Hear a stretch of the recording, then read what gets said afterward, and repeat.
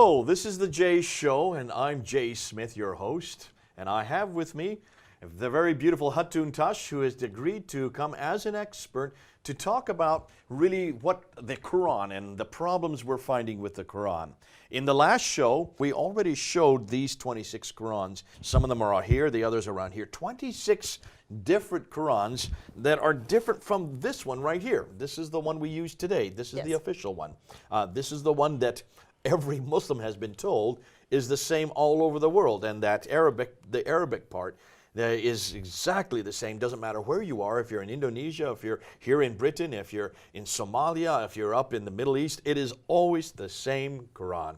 And the reason they have to say this is that this comes from an eternal tablet that sits in heaven, that's always been there in heaven. It has always been, it has always existed. So it cannot have had any human intervention. Plus, Quran makes a claim that Allah is going to protect the book. So if Quran has been changed, has been corrupted, then it puts Allah in a situation that Allah wasn't capable to keep His word. Oh, okay. So this is a theological problem as well. Yeah, it will be a theological problem. Huge theological problem. Now, we don't have that problem with the Bible, do we? We don't, thanks God. We know that it's written by men. We know who the men were. We know when it was written. It was written over a period of 1,400 years. Let's say 1,500 years, because you have about a century in the first century which the New Testament was written. But from Moses writing in 1400 BC all the way up to John would be the last thing to have been written in the New Testament, possibly at the end of the first century. So 1,500 years, we know who wrote them. We know that these are not in heaven. We know they're not on any eternal tablets. We know that they were not sent down piecemeal by Angel Gabriel to each individual. There's about really 30 different authors in 3 languages on 3 continents for the New Testament and the Old Testament.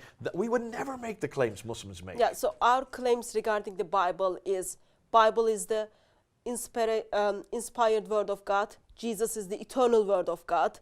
Bible is the witnessed word of God, which is written by human being, and Yahweh inspired human beings to write everything down. Versus Muslim claims regarding the Quran is the eternal speech of Allah, is the eternal word of Allah, and everything in the Quran is how it's supposed to be. So dot to dot is exactly the same. It came down, and in time of Muhammad, when Muhammad died in 632, revelation finished.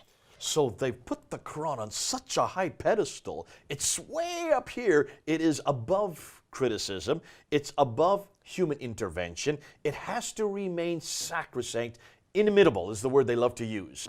Can you see then why no one dares say that maybe there might be human intervention? If you begin to intimate that, immediately you're going to get an awful lot of angry Muslims, are you not? Yeah. Not Christians. That can be understandable, though. Because our Bible, we know our Bible does have interventions. We know that it was written by men. We know that it got changed at different places, but we know exactly where the changes are. Yeah, as we talked about, we can get the critical edition version of the Bible, and then we can see all the comparison done with the manuscripts. Yet, 2017, we don't have the critical version of the Quran. Okay, now let's back up. Let's say, when did this whole thing begin? When did this idea that the Quran was compiled by Uthman, where did that come from? That idea that it was put together by this caliph means a king, who had the control over that part of the world at that time. Where do we get that idea that he was the one that inspired that? We're going to put up on the screen that slide so people can see what we're talking about. And if you could unpack that slide for them, the traditional account, where does this account come from? We'll put it on the slide so you can see it, and you can then unpack it, what that slide's talking about. So information come to us approximately 250 years after death of Muhammad, and it comes to us approximate place called Uzbekistan. Bukhari is from Uzbekistan. So it's Bukhari. Yeah. And you can see there in the blue there on the slide, in that little cloud formation, there is Sahih Bukhari. And the compilation, it's 870 AD. So we're talking about 240 years after Muhammad's death. He writes this down. He compiles from the people. He compiles it. And we know Arabic wasn't Bukhari's first language, so he learned Arabic in his lifetime, and then he traveled, he met with people, and then he found out how the Quran came to be. So Sahih Bukhari, volume 6, book 61, hadith 509 and 500 tells us, Hudayfa bin al-Yaman came to Uthman at the time when the people of Sham and the people of Iraq were waging war to conquer Armenia and Azerbaijan. So there is war between people of Sham and people of Iraq. Yet when we actually look at the informations outside of the hadith, we see approximately 70 people died from this war. And during this war, some Muslims called other Muslims kafir. Okay, That's it says that just in the next side sentence. information. Hudayfa was afraid of that is the people of Sham and Iraq, Yeah. differences in the recitation of the Quran. Yeah. So there was a fear already that maybe the Quran would have different. Hold on a minute. If this comes from God, automatic. If it comes from heaven, automatic. This suggests that there may be human intervention already. Yes, but please remember, while during the war, Muslims are calling other Muslims kafir, non-believer, because the way they recite the Quran. Yet, it's only 70 people who dies in this battle. Let me continue on. Oh, and it says to Uthman, O chief of the believers, save this nation before they differ about the book, that means the Quran, Yep. as Jews and the Christians did before. So therefore Uthman sent a message to Hafsa. Now remember, Hafsa Yep. is who? So, Hafsa is the daughter of Umar, also wife of Muhammad. Okay. But they sent people to Hafsa because time of Uthman, there is already one complete Quran. Time which of is, Abu Bakr, there was no, one complete. From the time of Uthman, he already had a complete Quran, which was given to Hafsa from Abu Bakr. Okay, so at the From time Umar, of Abu sorry. Bakr, Yeah. 632, 634, a Quran had been compiled by Zayd ibn Thabit, Yeah. and that was given to the wife Hafsa. She put it under her bed, according to tradition. Yes. So that's what it's referring to. Yeah, so Go to Hafsa, yeah, he says. Uthman is sending people to Hafsa to get that That compiled Quran. Let's move on. Send us that manuscript of the Quran so that we may compile the Quranic materials in perfect copies and return the manuscripts to you. That means to Hafsa. Yeah, so hold on a minute. That tells us while there was a Quran exist in the time of Hafsa, with Hafsa, still that Quran is not perfect. So approximately 20 years after the death of Muhammad, they are trying to bring a perfect copy. Why could they just use Hafsa's? Why can't it be the official one? That's not perfect. It already tells us there is a problem with So you're saying also that there may have been something wrong with Hafsa's copy. If it was Hafsa's copy, all right, then they would burn everything else and then use the Hafsa's And copy. we can see that Yeah. because what we're going to read next. Yeah. Hafsa sent it to Uthman.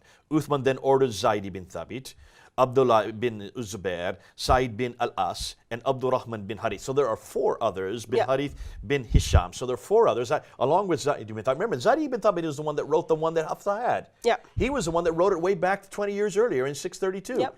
So this is the same Zayd ibn Thabit. We know him as the scribe or the secretary of Muhammad. Yep. Here he's asked by Uthman to take that copy on three others, Zubair, Alas, and Ibn Hisham, Harith Hisham. Yep. There to then, what does it say next? Let's read.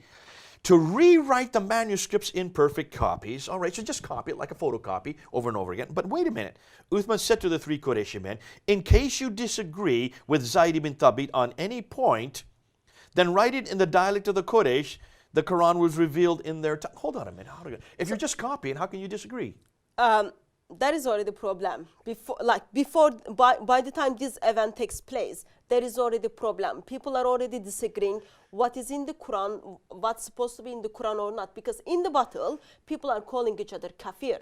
And it's not like only small changings. And Uthman makes very clear statement. He's not the prophet or anything. He says, Quran is revealed in the dialect of Quraysh. Okay. So let's open up this book. This is that book right here. I give it to you. You're Zayd ibn Thabit. Here is Hafsa's copy. Yeah. I want you now to write this down exactly as you've seen it in another book. I can't do that. Why not? Because there is already a problem with this written Quran. People are already disagreeing with what it is written. So that there is a reason these four people come together to make one perfect Quran. Okay, then it says if you disagree. Yeah. So the assumption is there's going to be disagreement. Yeah. Write it in the Qurayshi dialect. Yes. Okay, help me here. Qurayshi dialect. Dialectical differences in Arabic require what? Vowels. They require vowels. Yeah. There are only three vowels, really. Yeah. There's long and there's short of them, but there is the dhamma, which is the Yeah. u sound. Dhamma, There fatha. is the fatta, which is the sound. Yeah. And there is a kasra, which is the e sound. Yeah. The dhamma and the fatta are put above the letter. The kasra is put below the letter. The problem is, sorry, always problems, but in the time of Uthman, in the time of Muhammad, in the time of Uthman, Arabic alphabet didn't have those vowels. Okay, well then why is he saying you have dialectic and do it in the Qurayshi dialect? If there was no vowels to delineate dialectical differences in the Arabic, then how can this be true? Remember, I told you, Bukhari wrote the hadith approximately 250 years after the death of Muhammad. So this is what would have been the case in the 9th century. Yes, when Bukhari looks back, he says, oh, okay, like, he doesn't put together, oh, in 650s we didn't have the vowels. He doesn't put them He's not together. thinking historically. Yeah. This is the historical critique that we're looking for. This should have been done by Bukhari. Bukhari should have had a historical edition already in place. Yeah. So he's already saying, let me think what the problems would be today in the 9th century. And one of the big problems is we have different dialects. Yeah. So you need to read it in this dialect, the Qurayshi dialect. He didn't realize you can't say that in the 7th century. Vowels had not been invented. Yeah. There were no dama, kasra, and fatha. That had yet to be invented. They were only introduced in the 8th century. You see a problem already we're finding with Sad this that, compilation. Imam didn't know that. Okay, then it says, they did so, and when they had written many copies, Uthman returned the original manuscript to Hafsa, gave it back to her, and then Uthman sent to every Muslim province one copy of what they had copied. What happens here is, as they made one perfect Quran, they copied this perfectly, and then this Quran went to different cities with one person. We will look at which cities it went later. But this hadith doesn't tell us which cities, it just tells us Well, now it we've went got to them up. every Muslim provinces. Look on the screen. I want you now to look at the cities. We've got them listed there on the right side. Yeah. Look at them. Uthman sent to every Muslim province one copy, one to Basra, one to Baghdad, one to Damascus, one to Jerusalem, another to Cairo, another to Alexandria, another to Aden, another to Herat, and another to Nishapur. What we're talking about is, how many do you have there? That 9. means you have 9 copies going to 9 cities. So Uthman doesn't tell us, or Sahih Bukhari doesn't tell us which cities they sent. Islamic tradition is very confused how many copies went to which cities. But when we look at the map, when we look at the history, we see in 7th century, in time of Uthman, there were 9 provinces. And these are the 9 provinces Those we are just the read. 9 provinces. So that means 9 copies, with 9 person, at least with each one with a 9. What do you mean by that? like 1 copy with 1 person. So someone would actually carry it. Because someone who know the Quran, someone who know what it is, so they would take it that people don't get, there is no disagreement when Quran arrived to Basra. To guard it, in a sense. Yeah. To make sure that it remains sacrosanct. Yeah, probably teach someone because you kind of made it one perfect copy. So you arrive to Basra, people will come and ask you about the Quran. What you do, you are teaching the Quran what you already brought with you. So what you're saying already is that this should have been done way back in the 7th century. In fact, it was done way back in the 7th century. According to tradition, around 650s. There should be no problems then whatsoever with any differences in Qurans. Now let's go back to that, could finish off that tradition. So they sent it out, Zayd ibn Thabit, now Uthman sent to every Muslim province one copy, and ordered that all the other Quranic materials, whether written in fragmentary manuscript or whole copies, be burnt. I think it is This one is of the hugely saddest things in significant. Islamic tradition. If you authorize to make one perfect Quran, Yeah. why are you so scared? What are the other manuscripts out there? So other manuscripts probably were disagreeing what was there. So Uthman says, okay, we just ignore them. He orders to burn everything. It comes from a Muslim who is leader of the country, ordered to burn their own manuscripts. That says 2 things to me right away. That means there must have been some discrepancies. Yeah. Why would you burn them if they all agreed? Proving the very reason why they had, Uthman had to bring Zayd ibn Thabit, Harith, Alas, and Zubair, all the 4 of them together to rewrite that copy that was Hafsa's. Obviously, there was discrepancies. Otherwise, why would you take all the remaining fragments and burn them? Yeah. So now we have, everything is like this. It's like an upside-down pyramid. We have one original Quran now that's created by Uthman that should be exactly the same, right? The problem is, let's take a look at the Bible.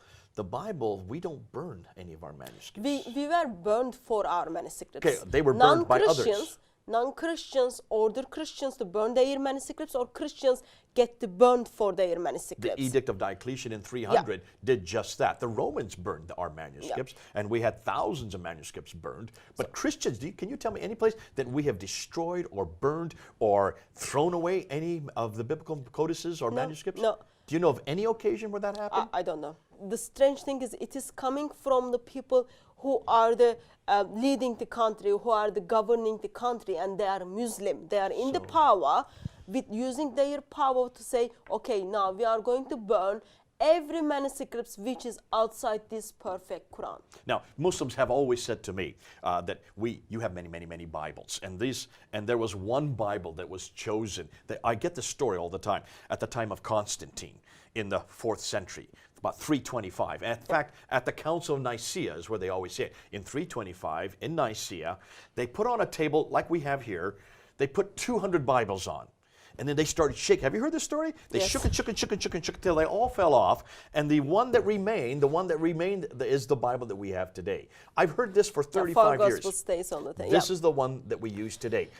Interestingly, it looks like that story that Muslims are creating actually is very similar to what we're getting here. There was no table and no shaking. Yeah, they are just putting their tradition on Christian history. In Christian history, nothing happened. Nothing such the story you told happened. In fact, the Council of Nicaea had nothing to do with canonization. The Council of Nicaea had to do with Arianism, had to do with actually what Islam follows, the fact that Arianists believed that Jesus was nothing more than a man, like Muslims believe. And Athanasius confronted Arianism.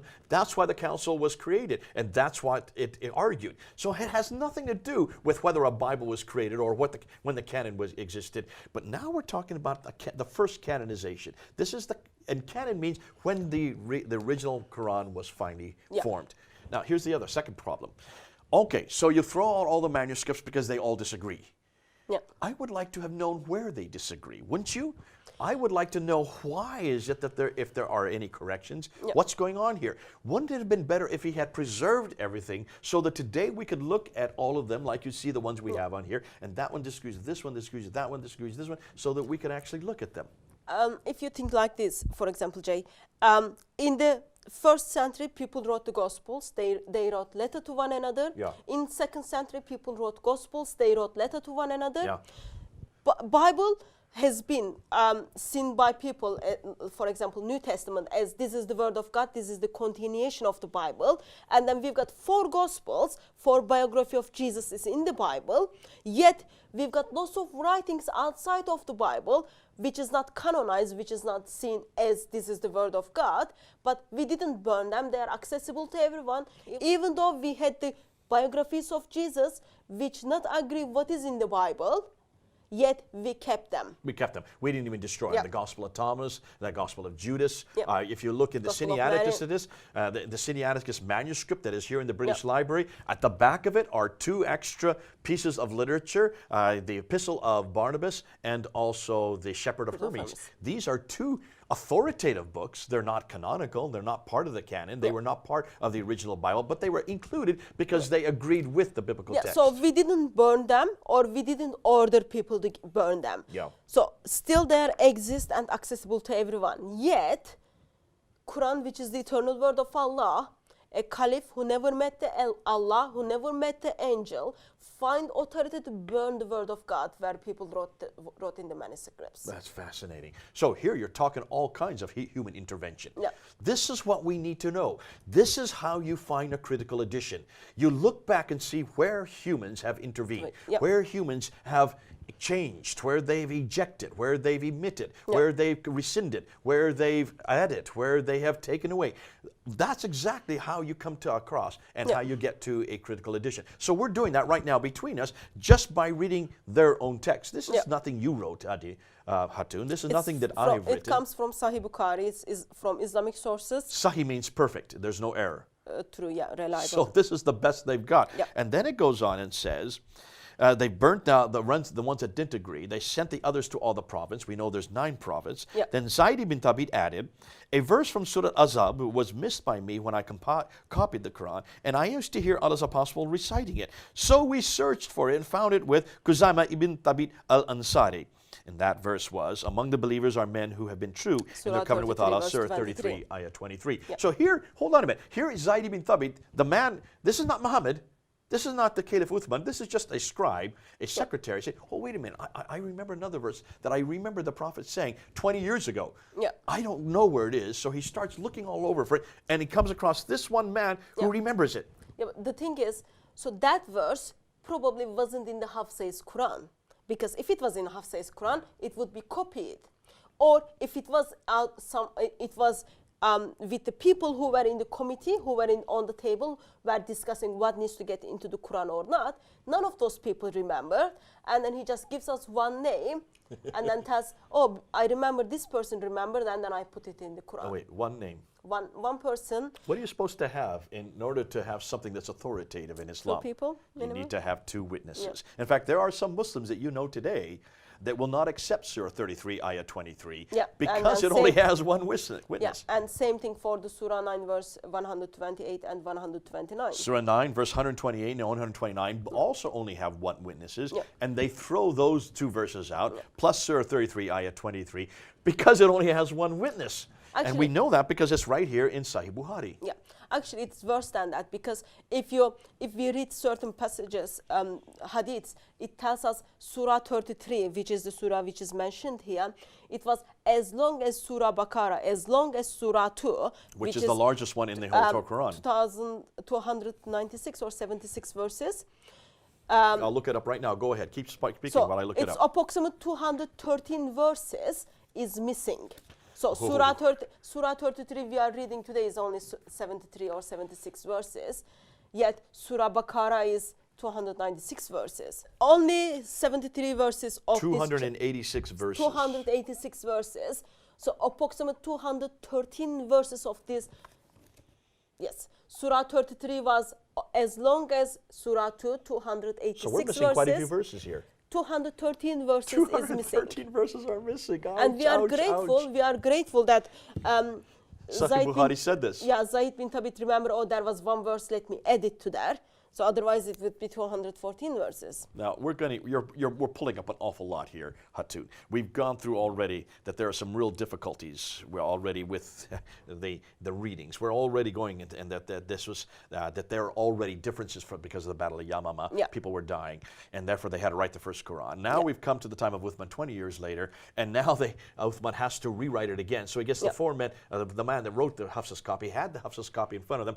They rewrite it. If there's any disagreement, we find out that they're going to have to use the dialect of the Quraysh, which you now know and I know could not have existed in the 7th century. But it gets even worse than that, because now we're finding out that after they did compile these 9 copies, send them to those 9 cities, those 9 provinces, then he says, take everything else and burn it so there's nothing that will incriminate Uthman or Zayd ibn Thabit.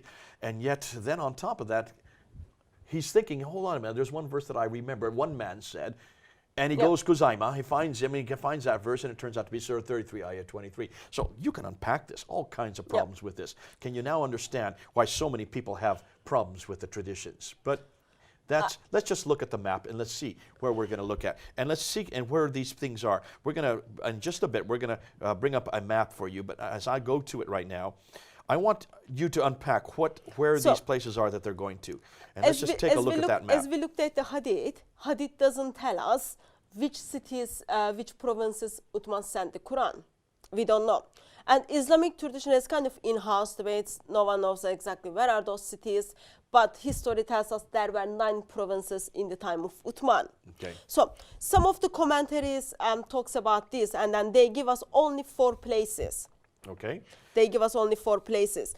If you look at the map, so there is one Quran in Medina, Zayd bin Thabit. Okay, let me just, this one here, I'm just make a circle around it. Okay. Yeah. And then we've got one Quran to Basra. Okay, by, that's this one right here. Yeah, by Amir ibn Abdul Koyas. And then we've got we've got one in Kufa. There's Kufa, there it is. Yeah. So these are both in what would be today Iraq. Yes. The southern part of Iraq, and up Kufa is closer to Baghdad. Yeah. Okay, those. And then one to Damascus. Okay, and that's the Damascus way over here. Yeah. Okay. So now we kind of see from the traditions. Tradition tells us, okay, this person take the Quran there, and then we know, for example, when the Zayd bin Thabit died. Okay. Or we've got other traditions. They tell us maybe it was 5 copies. Oh, okay. So here we now look up on the slide again. Yeah. We got 5 now. Yeah. So 1 copy was sent to Mecca. Okay. Extra. by Abdullah bin I Said. just circled it there. Yeah. Plus the other 4. Yes, plus the other 4. So now we've got a 5th one that's been added Yeah. to the other 4. Yeah. Okay. And then we get this information from As-Suyuti or Ibn Hajj. Ibn Hajj, I should look at Yeah. the dates. So they are like 15th century or 10th century. 6th century and 15th century. Okay. All right. And then next map shows actually people are so confused now. Was it 6 copies? Was it 7 copies? They don't know. So in this map, so we've got the 4 originals, which talks about Basra, Kufa, Damascus, and Medina. And then we've got the Mecca one. Okay. And then someone says, oh, there is one Uthman kept with himself. So he has the personal copy. So it end up we having 6 copies. Now we're up to 6 copies. Yeah. Okay. Of course, tradition more confused. We read around 900s in 9th century, sorry. 868. Yeah. So we've got all those 6 copies, okay? Plus, Otto is not sure if there was another copy which was sent to Yemen, okay, which is down on the map. Yeah, I've just circled it. Yeah. Or Yemen, or there is another copy, Egypt or Bahrain. Bahrain. I'm just going to search Bahrain, and And there's then Egypt. So tradition is not sure. For example, it might be some people say it's Egypt, some people say no, it's Bahrain, but like for sure we don't know. Now that's 9. So it could be 9 different provinces. It could be 6. It could be 5. It could be 4. There's a lot of confusion going on here, and this needs to come out. Yeah. What we're doing now, Hatun, and what you've helped me with, this has been great. Thanks for coming on board. This has unpacked an awful lot. We've brought up an awful lot of problems. Let's try to list them. The first problem is there is nothing written down during Muhammad's death. Yes. This is rather, and we said this from the very beginning, why did not Muhammad have it written down? We're not saying he had to write it, because according to tradition, he could not read or write. That's up to dispute. Nonetheless, why did he write this down himself? Why did he have Zayd ibn Thabit write it down? Since he was receiving it, and we do know that they could read and write in that period. Listen, there's a whole library that existed in Alexandria in the 5th century. Certainly by the 7th century when Muhammad was living, in that part of the world they could read and write. Isn't that funny? Why would God, in all his providence, all his wisdom, have picked a man who could not even read and write to give the greatest revelation And in the didn't history want of to learn mankind? it. Yeah. Nonetheless, so he didn't write it down. That we do know it was not written down. Tradition tells us it was not written down in 632 when he died. Yeah. That had to be written down by Zayd ibn Thabit during the time of Abu Bakr, the next 2 years. That was given to Hafsa. She put it under her bed. Why she did? If this is the greatest revelation, why wasn't it copied Accessible to immediately? everyone. Why didn't Abu Bakr send it to all the different provinces? He should have done it right away. Obviously, there was some reason why they must have hidden it. So 20 years later, roughly 20 years later, Uthman comes to power. He realizes there's a problem, that there are now different Qurans. And I think the reason why is they didn't have Hafsa's to look at. So that's why he then gets Hafsa's Quran, gives it to Zayd ibn Thabit along with 3 others, and they rewrite the Quran. We've got a real problem here. We've seen now that there are not only 9 that were finally written and sent to the 9 provinces, Basra, Baghdad, Damascus, Jerusalem, Cairo, Alexandria, Aden, Harat, and Nishapur. So those are the 9 that we should have 9 today. So we're going to unpack that. What we do know is that when these were then finally, these 9 were written, sent out to 9 countries with people to take them and to hold them and to make sure that they don't get disturbed or deranged or changed, and then we find all the other material is burnt, destroyed. Yep. And yet there's still one verse that he hadn't come across. Hatun, this has been great. It's been terrific. We need to wrap it up here because we're going to now come back to the major problem in the next series. And that is, now let's look and see whether or not they really have continued, those 9 copies did continue to be the exact same even today. God bless you. It's good to have you here. Thanks for joining us. Continue to come with us as we now unpack these 26 Qurans in the next segment. This is Jay then, over and out.